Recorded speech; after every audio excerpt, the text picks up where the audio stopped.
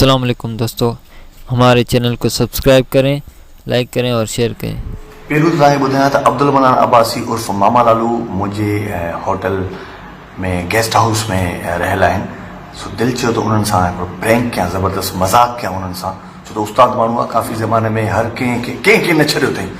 सो हिन वक़्तु राति जा तक़रीबन 2:30 थियनि पिया ऐं असांजे रेस्टोरेंट जी हेठि क्लोज़िंग टाइम हुई। मां चयो त थोरो वक़्तु काफ़ी टाइम खां इंतज़ारु पियो कयां हीअ अचे त हेठां खां सुठे तरीक़े सां मथे वञी। हिन में मुंहिंजी पंहिंजी होटल जी प्रोजेक्शन बि आहे ऐं इन सां गॾोगॾु मामा सां जेका मां हिन वक़्तु मज़ाक़ करण वारो आहियां उहा मामा खे बि ख़बर कोन्हे का।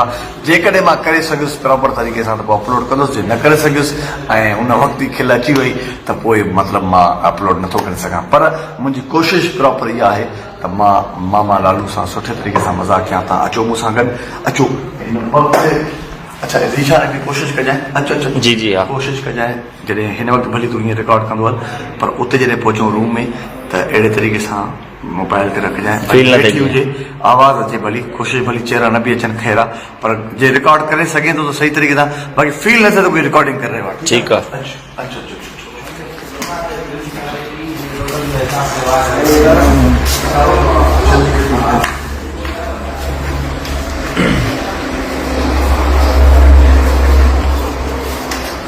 जी असां मथे गेस्ट हाउस में रूम्स आहिनि, कोशिशि कजां अहिड़े तरीक़े सां जेके ॿिया माण्हू डिस्टर्ब न थियनि, सिर्फ़ु पंहिंजे रूम में अंदरि असांखे मामा सां टच कनि।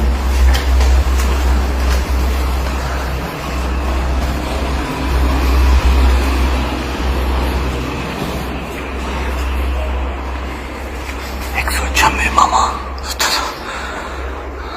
हाणे ॻाल्हि ॿुध, सुठे तरीक़े सां बसि जीअं मां एंटर थियां मां वेहंदुसि मामा जे पास।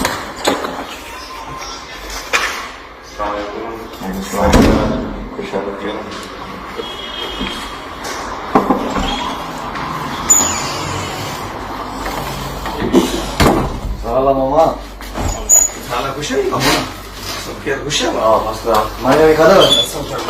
जबरदस्त होटल है, मानी सही आहे न मामा?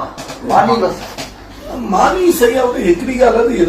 हा अलाह सां कुझु करे हर वेले जी मानी ॾाढी ज़बरदस्त रही आहे, असीं ॿ टे ॾींहं रहिया आहियूं, पर हिन में चपाती सां गॾु नान जी सख़्त ज़रूरत आहे।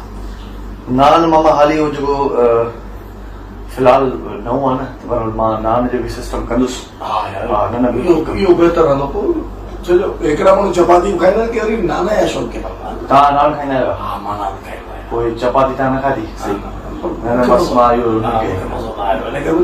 हिनखे चयो वरी नान ज़रूरी आहे। नान तमामु इहो ज़रूरी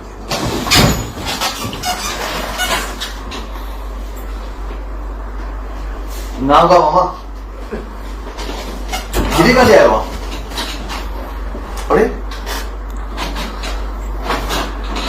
अरे स्टाफ के साथ कर क्या स्टाफ के साथ करा ली कि छोकरों से यानी कि भी ये हेडी नाम का मामा हेडी का जाए वहाँ कारियर थी मामा, कारियर थी